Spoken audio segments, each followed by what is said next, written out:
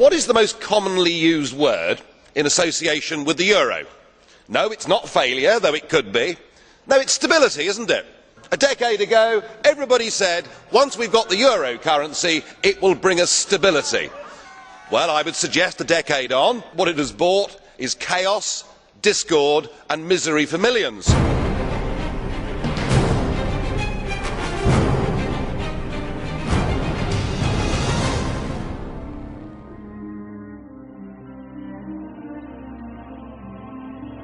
What's happened in the last week marks the beginning of the end.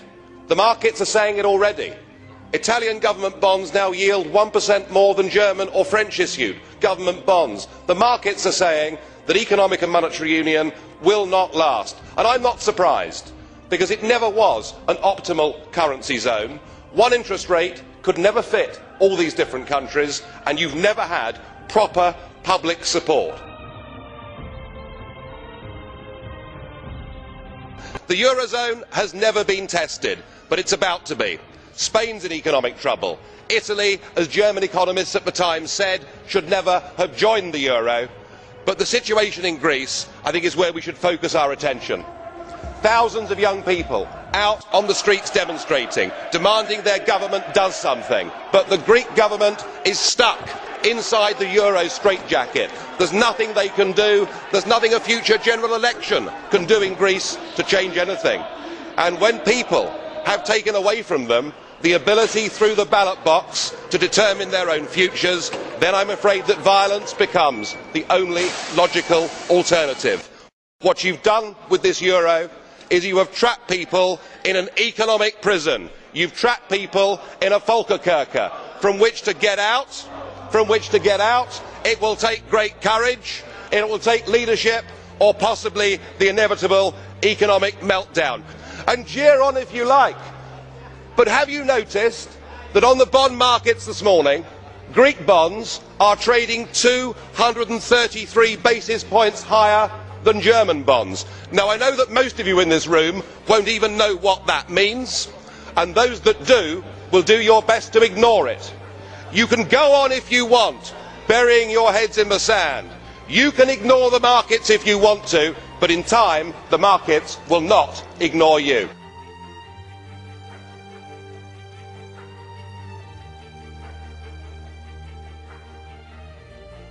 Whilst 60 years ago an iron curtain fell across Europe, today we have the iron fist of the European Commission, and we've seen it with Article 121 and with Greece effectively being turned into a protectorate. Poor Greece, trapped inside the economic prison of the euro. In 1968 we had the Brezhnev doctrine of limited sovereignty. Today we have shared values, we have ever closer European Union and pooled sovereignty, and that is what you've used. But of course it won't just be Greece, because the same is going to happen to Spain, to Portugal and to Ireland. 121 will be invoked with all of those.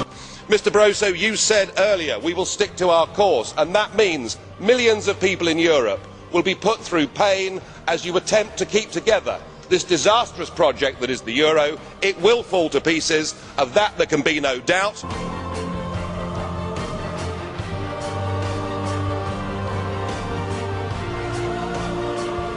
And now we have the situation in Ireland. Now, I know that the stupidity and greed of Irish politicians has a lot to do with this.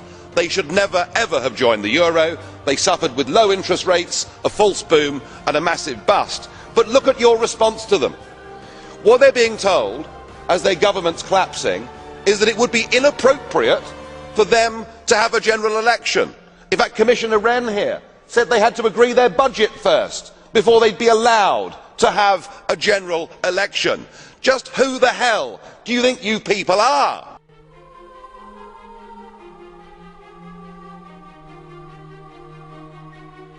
And yet the word stability still being used this morning. Mr Barroso used it, Mr Van Rompuy used it. Stability. In fact, we're patting ourselves on the back that the bond auctions in Portugal went well last week, when the reality is it was the European Central Bank actually using taxpayers' money to buy their own debt. Your reassurances that all is well don't work. I mean, who do you think you're kidding, Mr Van Rompuy? Bond yields in Portugal rose to nearly 7% yesterday. The public right across the Union no longer support the currency, and the battle for Spain hasn't even begun. The model itself is failing, and yet what you want is to double the size of the bailout fund. You even want to increase the scope of the bailout fund so that along with the ECB, you too can go on buying yet more of your own debt. You're using the crisis as a massive power grab to take us towards fiscal union. If you succeed, then we should change the name. Get rid of European Union, call it the Debt Union. You are very, very dangerous people indeed. Your obsession with creating this Euro state means that you're happy to destroy democracy. You appear to be happy for millions and millions of people to be unemployed and to be poor. Untold millions must suffer so that your Euro dream can continue. Well, it won't work, because it's Portugal next. With their debt levels of 325% of GDP, they're the next ones on the list, and after that I suspect it'll be Spain. And the bailout for Spain would be 7 times the size of Ireland, and at that moment all of the bailout money has gone. There won't be any more. But it's even more serious than economics, because if you rob people of their identity, if you rob them of their democracy, then all they are left with is nationalism and violence. I can only hope and pray that the Euro project is destroyed by the markets before that really happens. Now, what you should be discussing at your summit on Friday is Portugal, because after the bailouts in Greece and Ireland, it's pretty obvious the markets are sending you all a message. Come in, number 3, your time is up. Portuguese bond yields on Monday hit 7.6%. You know that yourself. It was only at 7%, of course, when it got there that Ireland had to be bailed out. We've also got, in April, a massive rollover of Portuguese debt, another 20 billion that has to be rolled over.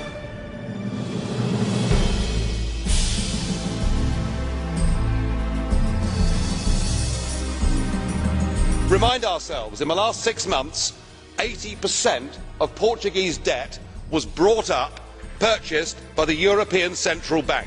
We cannot go on as a European Union buying our own debt. If we do, the next debt crisis won't be a country, but it will be a debt crisis of the European Central Bank itself. We've reached a point with this where actually it doesn't matter what any of you say. Nobody believes you. The public don't support you. I hope and pray the markets break you. 2010 will be remembered as the year when the flaws, the deep flaws in the Euro project were exposed, and when the public in Europe woke up to the sheer stupidity of their leaders. And so here we have another summit, another crisis, confidence in the euro ebbing by the week. It's like watching a slow motion car crash. And now you want a permanent bailout mechanism. But I think the last week's going to prove to be the watershed moment for this entire European project. You see, the only way to stop countries acting in their own national interest is to take that power away from them, to form a Treasury Department there in Frankfurt that has power over tax and power over government spending. And indeed, I've heard some of the EU extremists this afternoon effectively call for that. But you've come back to us today, and now with the approval of Mr Sarkozy and Angela Merkel, you're the head of a new economic government for 500 million people. And you've launched your 10-year plan, your wish list. And I just wonder, have you remembered what happened to the last 10-year plan that was launched in 2000? It was launched in this Parliament to much acclaim. It was a total and utter crippling failure even before the global recession hit. And in fact, all centralised EU plans fail. Just look at the disastrous, ruinous common fisheries policy. And now your beloved euro has failed. It's failed politically at its first major hurdle. You weren't able to come up with a plan at that summit. You can't bail out Greece without the International Monetary Fund coming in to save, at least for the moment, your euro dream. And yet, Mr Van Rompuy, your plan seems to be we're losing, we're failing, let's have more of the same. Let's have more Europe, let's have more failure. But it must be one thing or the other. It's either a full EU state that controls everything, or it is disintegration and back to national control. Well, President Barroso, you're certainly flexing your muscles, using the powers given to you by the Lisbon Treaty, which you pushed through using illegitimate means. You now do everything you can on the world stage and within the EU to acquire all the attributes of statehood. And nowhere could that be more apparent than in your recent proposal for a direct tax to be levied by the European institutions on the peoples of this continent. Of course, in previous times there was a very successful independence movement that campaigned on the slogan of no taxation without representation.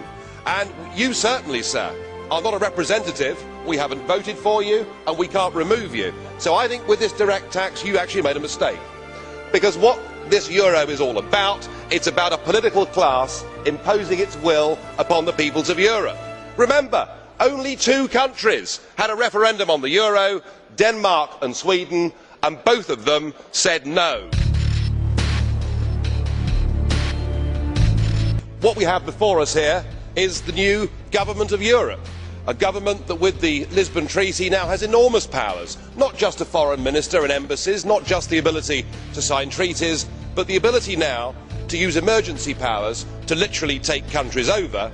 And yet what we've heard from the European Parliament big group leaders this morning is the demand that you take even more powers and do it even more quickly. And perhaps it's worth reminding ourselves that this treaty that gives this Commission these powers does not have democratic legitimacy in the European Union at all. You ignored referendums, you denied referendums, and you bullied the poor Irish into voting for a second time. Now I'm struck that the common denominator with this Commission is the sheer number of them that were communists or were very close to communism. Mr Barroso himself was a Maoist. Sim Kallas, far from being a student activist, was even a member of the Supreme Soviet. So a top-notch communist we have there. We have at least 10 communists in this Commission, and it must feel like a return to the good old days. There must be a certain nostalgia amongst the communists.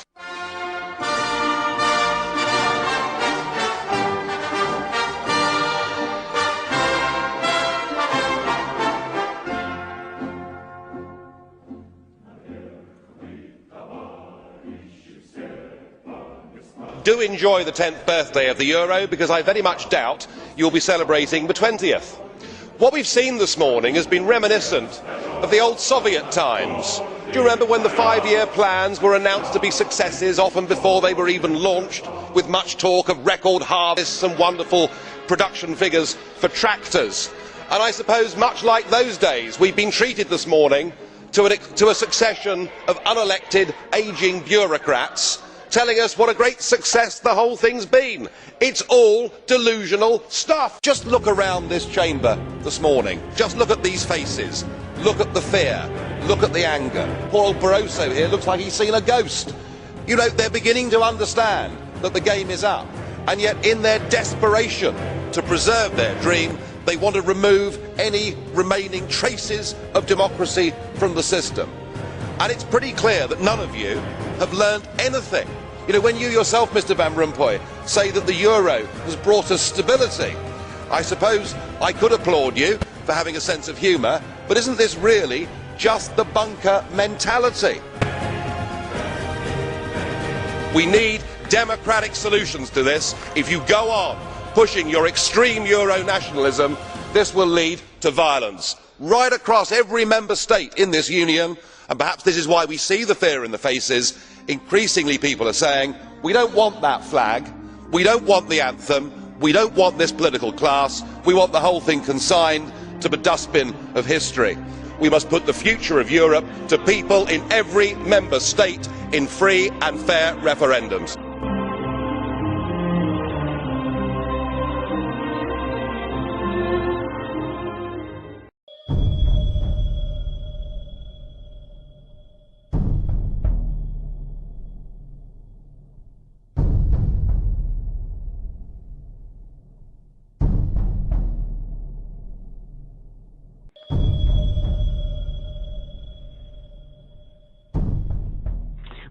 First of all, good morning, everyone. Thank you all for coming. My name is Daniel Oschelin. I'm the author of the international bestseller, The True Story of the Bilderberg Group and Shadow Masters. Just to answer your question, Representative Borgesio, Switzerland is, you went to Switzerland and you were assaulted by people in Switzerland, but Switzerland is not Europe. Switzerland is Switzerland. It's like going to the moon. It has nothing to do with Europe at all. The laws are different, the country is different, their philosophy is different. It's the epicenter of what's known as the Venetian black nobility. So Switzerland has nothing to do with anything we're seeing here on the European level. Now, Monty, to answer your other question, is a lackey who has been put there to prepare for the next stage of the banker coup when the euro crisis will be hijacked to concentrate even more power into the hands of the very people who caused this crisis in the first place. Okay. Said that simply and without mincing words. Unless we act now together as people of the planet Earth against the loathsome creatures who are trying to impose the will of the very few against the will of the many, the chain reaction disintegration of the economies of the transatlantic system is virtually inevitable. The global financial system has totally broken down. A chain reaction collapse of phony financial assets is underway across the entire region. The entire transatlantic system is imploding under the weight of $1 to $2 quadrillion in speculative financial assets, which can never be paid no matter how many multi-trillion-dollar bailouts are imposed by the Obamas, the Blairs, the Camerons, or the Sarkozys.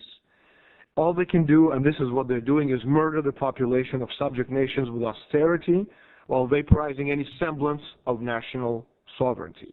This, of course, has been predicted by a forecast by American physical economist Lyndon LaRouche quite some time ago. Now, the reason we're here today is obviously to talk about Bilderberg Group, Trilateral Commission, Goldman Sachs, and, of course, the European crisis and the euro. Now, this is a very different kind of war which we've faced before. This is an asymmetrical war in the sense that governments are not running this operation, but rather world corporations. I'll repeat this. This is an asymmetrical war. Governments are not controlling this. They have completely lost control, and you've seen this on the world stage. It's a war, it's an operation run by world company corporations. In other words, what you're seeing right now is a government not run by corporations running the operation. Let me give an example, Italy. Now, we've seen a lot of Mario Monti on the covers of major newspapers and major magazines trying to give this unelected fool legitimacy. Now, Monti is a bastard child of Fondi financial interests. Not only is Monti a former European commissioner, but he's also an international advisor to Goldman Sachs, one of the biggest and most powerful corporations on Wall Street, as well as European chairman of David Rockefeller's Trilateral Commission, and also leading member of the Bilderberg Group. Now, Monti is a lackey, again, who has been put there to prepare the next stage of the bankers' coup in this European crisis. But he's not the only one. The new president of the European Central Bank, Mario Draghi, a former vice chairman of Goldman Sachs International, and of course the European Central Bank is now being hailed as the entity to save the Eurozone by bailing out Italy, by bailing out France, and by bailing out Spain. So you're seeing Monti, who is Goldman Sachs, who is Bilderberg, who is Trilateral Commission. You're seeing Draghi, who is Bilderberg, Sachs, Goldman Sachs, and Trilateral Commission. You're seeing Tremonti, who is member of the, obviously, the Bilderberg Group as well. So you're seeing also the same Goldman Sachs, which way back when prettied up the Greek statistics, making possible Greece's entry into the Euro group. You're seeing a pattern here, no? You have Goldman Sachs, one of the most powerful corporations on Wall Street. This is what's called the World Company Limited. It's not about one world government. It's not about an all-seeing eye. It's about corporations with a lot more power than any government on the planet. And Goldman Sachs, as Mario Borgesio said, is a very good example of that. And as much as Mario Monti will try to distance himself from his role and his position and his activities at Goldman Sachs, these things are simply inevitable. He was, he is, and he will always be a member of these private, unelected organizations who basically rule the world from behind the scenes. Now, Greek Italian, and soon to come Spanish bailouts, of course, is a facade of these operations. What they're trying to do is to blow up the system by, instead of allowing Greece to reorganize its money, they're imposing that Greece be used, that the Greek debt be bailed out by Europe. But then, as I said before, that debt is absolutely worthless. Just like the Irish debt is worthless, just like the Italian debt is worthless, just like the Spanish debt is absolutely worthless. It's garbage. It's monopoly money. So asking Europe, which is in the throes of a financial meltdown, to absorb an unpayable debt, which they never, ever can repay, means you're going for sure to destroy Europe. And it is being done on purpose because nobody, not even Barroso, who's a moron, believes that Greece, Ireland, Portugal, and Spain can be saved. Now, there are strings attached to a lot of these operations of trying to save these nations. And the strings attached to this particular bailout, which we're seeing right now, will accomplish precisely what the Eurocrats wanted all along. A closer-knit political union, as Merkel called for recently.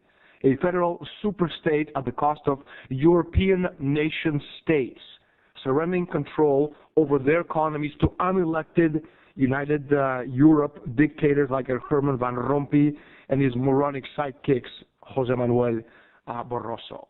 Now, back in 2009, at the Bilderberg conference, and I reported this in 2009 with my Bilderberg report, I said that one of the solutions to the crisis, well, the people who met at Bilderberg, and amongst them, of course, Monti and Draghi and Tremonti and all these individuals, with the idea of creating two Europes. On the one hand, the Europe, the first division, where you have the France, Germany, etc. nations who can actually pay their way, and on the other hand, the pigs, the Spains, the Portugals, etc. And we're seeing this right now. This is one of the key plans being put together by the people from behind the scenes. I have a lot more to say, but I think I'm going to stop, as I think there are people who want to ask questions. Thank you. I'd like to ask Mr. Estlin, what is the significance of today's news about the world's central banks combining to step in effect, as lenders of last resort? Thank you. I think we said, as I said in the beginning of my my conference, the system is broken, it's dead. There's very little you can do. There's simply not enough money in the world to save the speculative bubble. We're talking about $1 to $2 quadrillion worth in worthless debt. So no matter what you do, no matter how many trillions of dollars, euros, or rupees you print, you can actually never pay this thing off. So it's irrelevant. I'd like to address what you said earlier about what the question was just asked about. The journalist combine a couple of things here.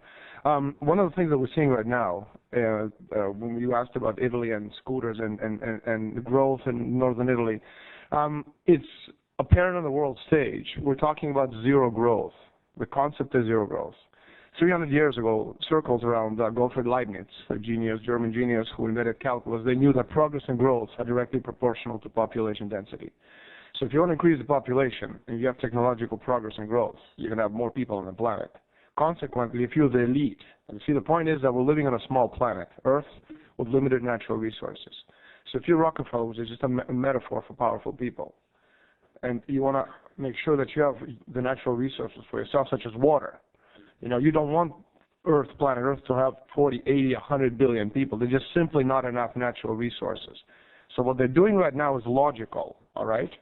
It's logical. They're destroying the world economy on purpose. Rockefeller doesn't need to sell you shoes, okay? He has all the money in the world. They got all the money in the world. They got quadrillions of dollars in cash, land, okay, cows. What they need is for you and I to die so that they can drink their water. You know, I cannot say it any clearer than that. Which is one of the reasons we're seeing so much in the press on daily basis, the phrase zero growth.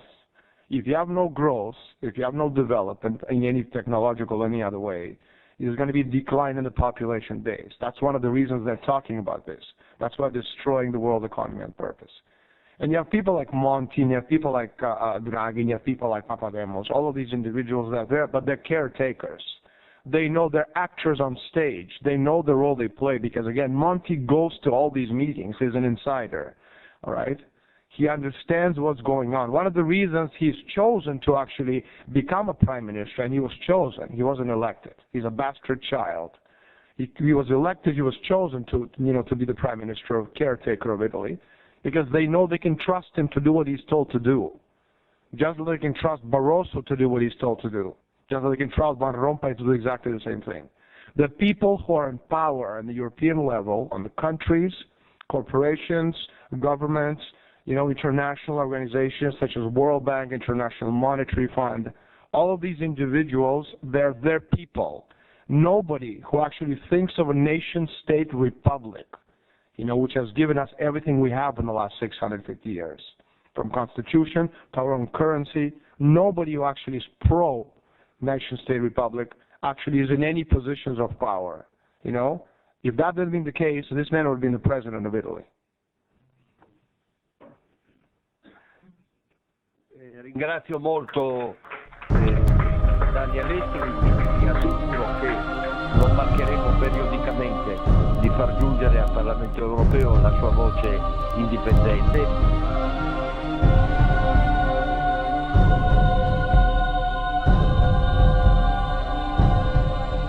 Now, secretive and elite, the Bilderberg Group, which unites some of the world's most powerful people, has been meeting behind closed doors for decades. Its activities have become shrouded in a mist of conspiracy theories, with some claiming the members are trying to create a new world order.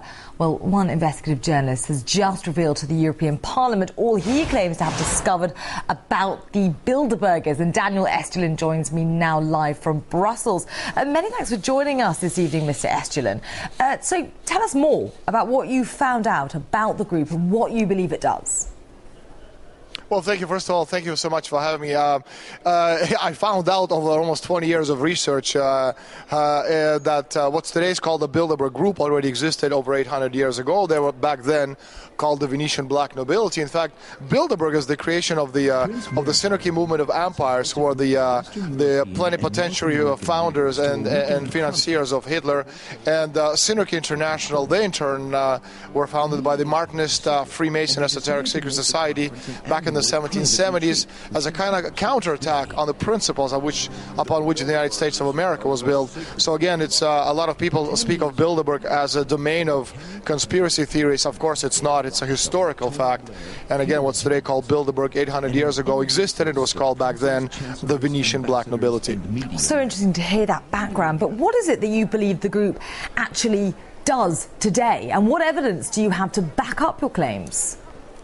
Well, the interesting thing is that a lot of people believe that Bilderberg is about one world government or creating the new world order, especially people point out to speech made by George W. Bush back in the 1990s about the creation of one world government. It's not about that at all. It's a meeting of people who represent a particular ideology. That ideology is of money. So the idea is not to create one world government, but rather the creation of one world company limited, where the financial concerns are far more powerful than any government on earth. And we're seeing right now as evidence, very, very simple. We had to see in Europe, we had nation states. We had countries with our own constitutions, our own flags, our own currencies, our own monetary policies, and now we don't have any of that. The entire Europe is being led and directed through Brussels. In that sense, Spain, where I live, it has a currency. We lost it. We had a constitution. That's now subordinate to the European constitution. Spanish flag is no longer ours. It's the European flag with little stars. And of course, the monetary policy is decided somewhere else. And we can see what they're doing, and Greece is a very good example of that destruction, we're witnessing, and Spain, of course, is going to be the next country to go. So why was the European Parliament so interested in hearing about your findings, and what reaction did you get? Well, actually, the European Parliament was profoundly upset that I'm here. I was invited by Liga Norte, by Mario Borghesio, one of the senior European representatives from Italy, who came across Bilderberg actually in the Italian version of my book about 8 months ago. Well, he didn't know that these people existed, and the fact that some of the key decision-making process over the past 60 years were taking at Bilderberg obviously surprised and astonished him. And so through him, I was invited to make a speech, a historic speech, in fact, at the European Parliament about the Bilderbergers and their roots, which was called Bilderberg Towards One World Company Limited. So can you give us some names, some examples? Who is actually a part of this so-called Bilderberg group? Well, this is the old NATO alliance. So you're talking about the European presidents, Prime Minister of Canada, the sitting president of the United States, top 50, 60 CEOs of the world's leading corporations, American senators and congressmen, European commissioners, all of the European royalty, of course, is present. And finally, talking about as well the leading bankers, the International Monetary Fund, the World Bank, the European Central Bank, the World Bank, and finally they're joined, and we have a lot of noise. I hope you can still hear me. We're joined at this one big table at the Bilderberg conference by the leading representatives of world media, such as New York Times, Washington Post, and the fact that you have 120 of these mammoth representatives in one room, and the fact that the press never ever reports on them until my book came out, by itself is astonishing. Fascinating theories. And what impact do you think that your findings in your speech to the European Parliament will have on the group, if any? Briefly, if you can. I'm sorry, you're going to have to repeat that because, again, there's a lot of noise coming from people to my right. No, that's fine. Just very briefly, if you can, what impact do you think that your findings and your speech that you gave to the European Parliament will have on the group, if any? Well, I'm hoping it's going to be, an effect of an atomic bomb going off right in the middle of the parliament. A lot, obviously not literally, but figurative. The point is that Borghesio, that's Lega Norte group, is getting hundreds of calls from curious Italian media representatives who actually have never heard of Bilderbergers themselves. And so they want to know exactly how the decisions made at this very private organization fit into the world scheme. And Russia, in this particular sense, is very much a part of it, or victim of it.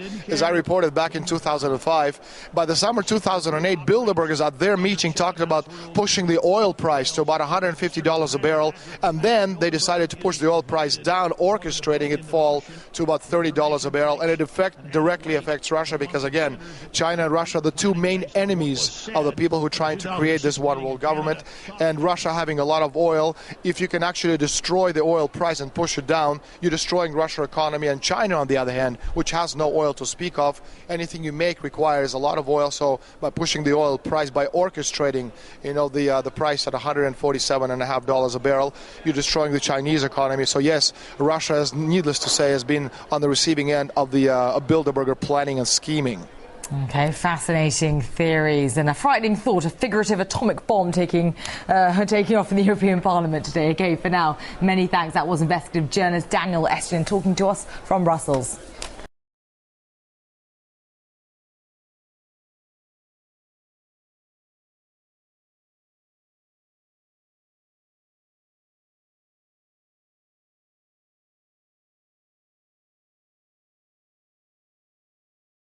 They create money out of nothing. What a scam. They have so much money, they don't care about money. All they care about is power. All they care about is being able to control the political situation so it goes their way. After a man has far more money than he possibly can spend for pleasures, what is left to excite him? For those with a ruling class mentality, the answer is power, raw power over other human beings. Money can buy such power only to a point. Beyond that, politics is the sport, and world politics is the ultimate game.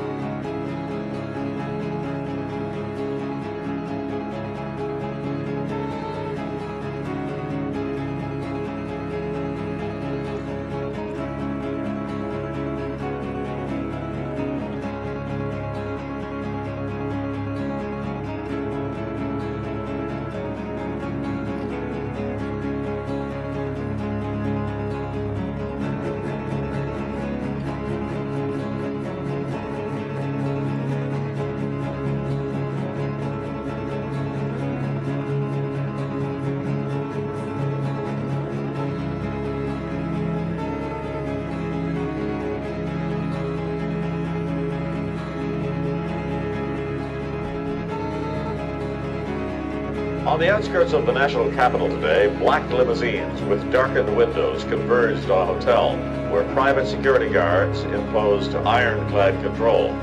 The limos carried royalty, political power brokers, and industrial titans to a secret meeting that will last all weekend. It's known as the Bilderberg Group. Could their objective be world domination?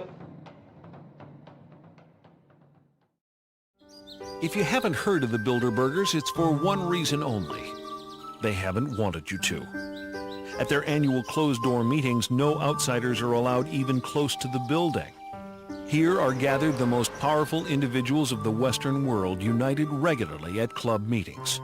Yet nothing is reported by the New York Times, the Washington Post, or the LA Times. What really fascinates me is the complete blackout in the American press.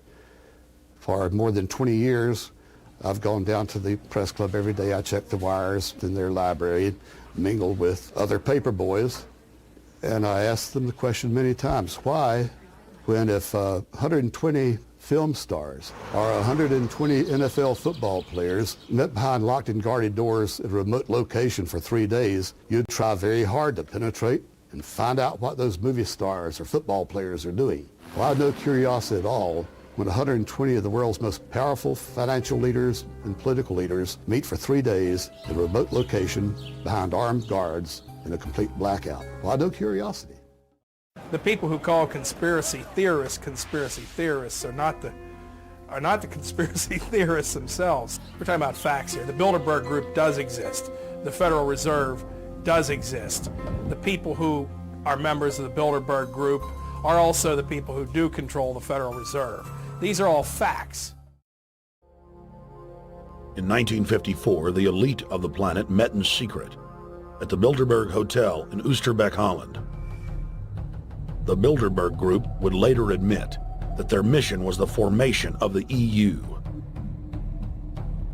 Once the EU was established, under the guise of trade deals, a North American Union and Asian Union would be formed.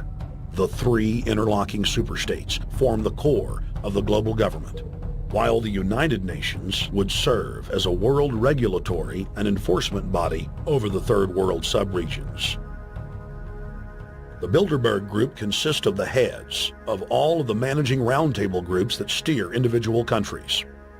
Picture the elite power structure of the world as a giant pyramid, with only the elite of the elite at the tip-top of the capstone. The group has been so secretive that until the mid-1980s, the controlled corporate media denied its existence. Into the late 1990s, coverage only consisted of rare one-line mentions.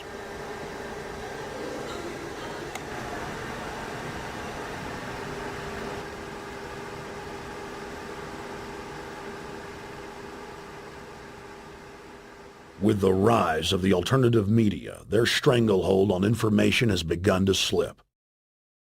What we do hear coming out of those meetings is incredible about the plans of the New World Order to consolidate power. Political power and economic power coming together at the highest level. But what I call the lapdog media, the controlled media in this country, you would think that they would be going to court, crying freedom of information, open meetings, sunshine law, and all of these things, but the silence is deafening. Why is it the major media would deny this? Let's look at the ownership of the major media. Let's look at the roster of, say, the Bilderberg meeting. Katharine Graham owns the Washington Post. Katharine Graham has been to the Bilderbergers. Conrad Black, one of the largest media barons in Canada and Europe, has not only been to these meetings, but he has hosted the meeting just a few years ago. Every year they meet in secret, and there is an absolute news blackout. There is never anything reported in any of those papers. David Rockefeller himself thanked the media for keeping this all hushed up.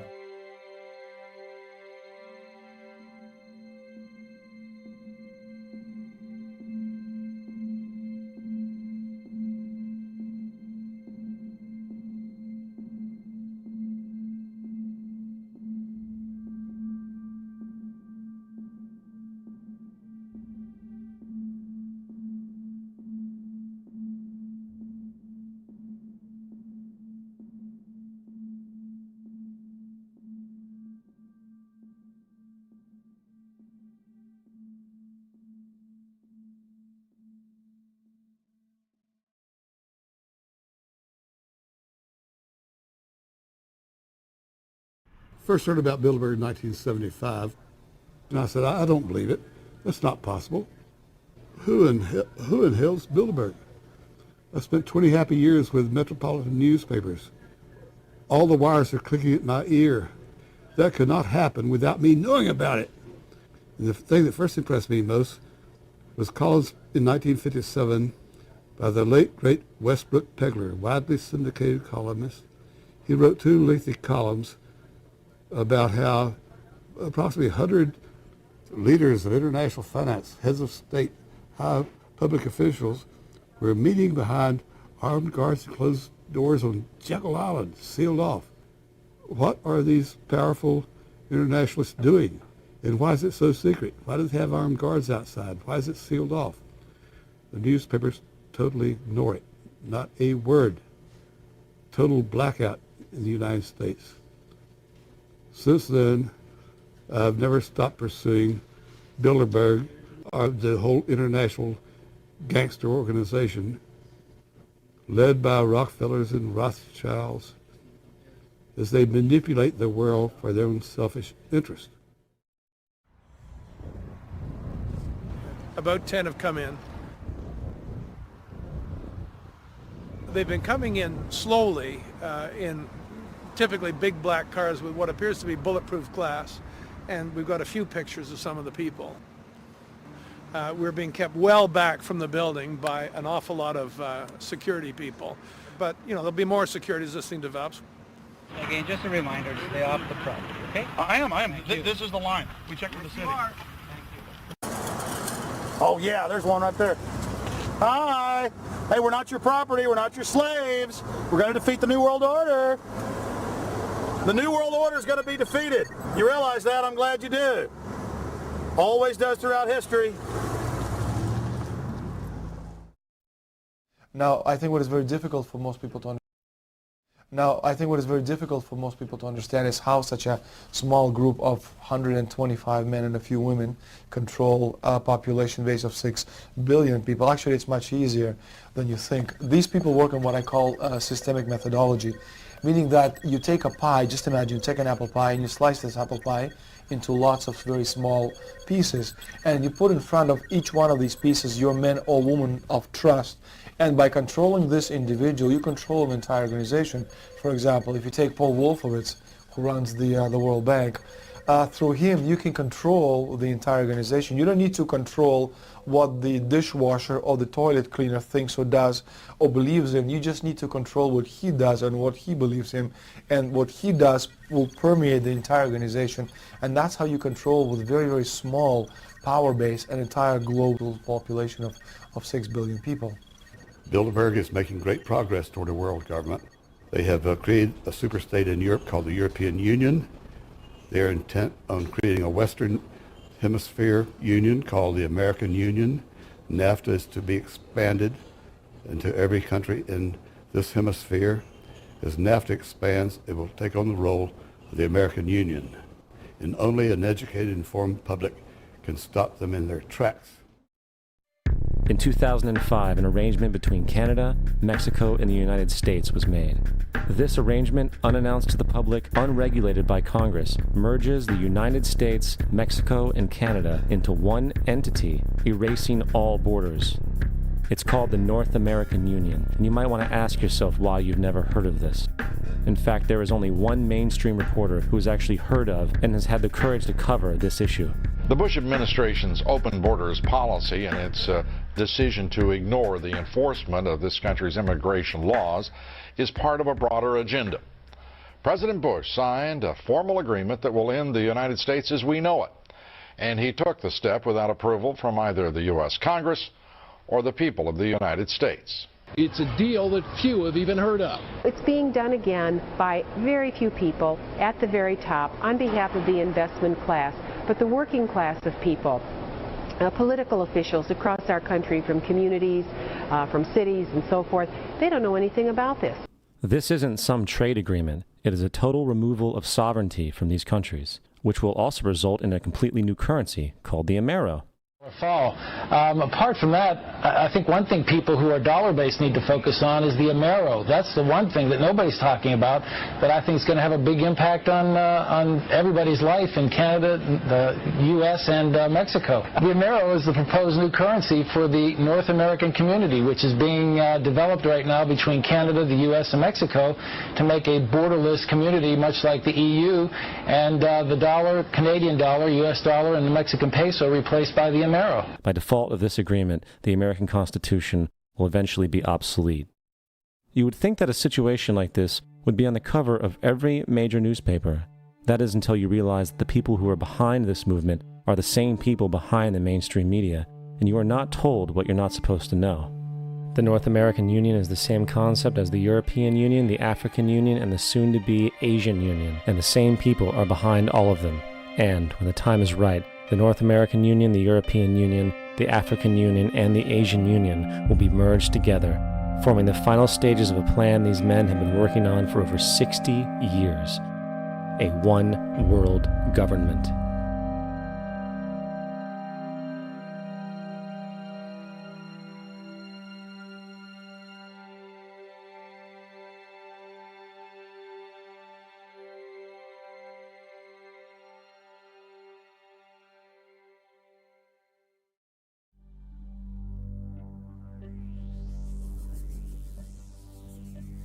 A globalist is someone who believes in globalism, and globalism essentially is the desire for one world government, one world military, one world economy, which on a broad philosophical basis may not be that bad.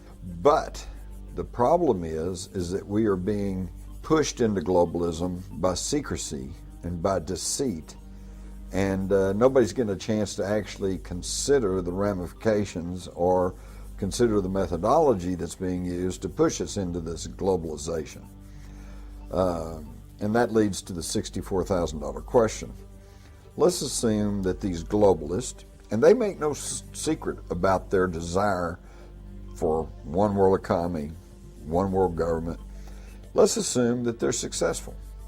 What is our guarantee that some new Hitler-like tyrant won't gain control of that worldwide mechanism?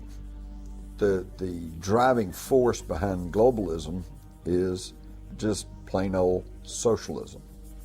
Because if they want to control every person in the world, if they're going to take care of you from cradle to grave, if they're going to take care of the education system, they're going to take care of the health system, all of that requires central administration.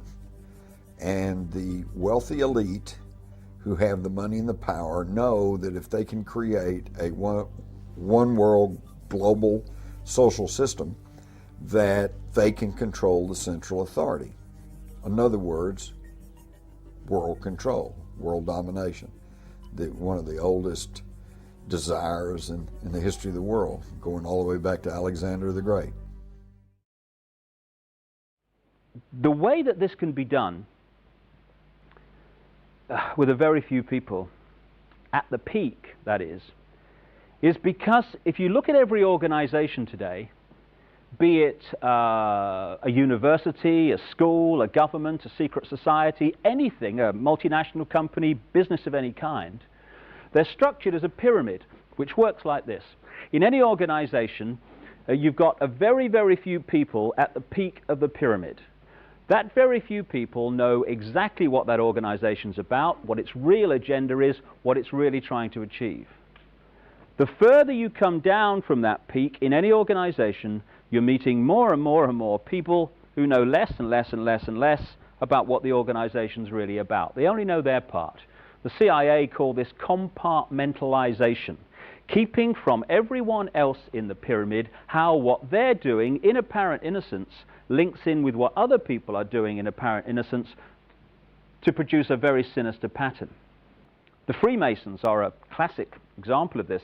When you say that the Freemason secret society is involved, people think that you must be saying that every Freemason wants to manipulate the world to global dictatorship. Utterly ridiculous. Of course they don't. But if you look at the Freemason structure, the vast overwhelming majority of Freemasons in the world they never get higher than the bottom 3 levels of degree, the overwhelming majority.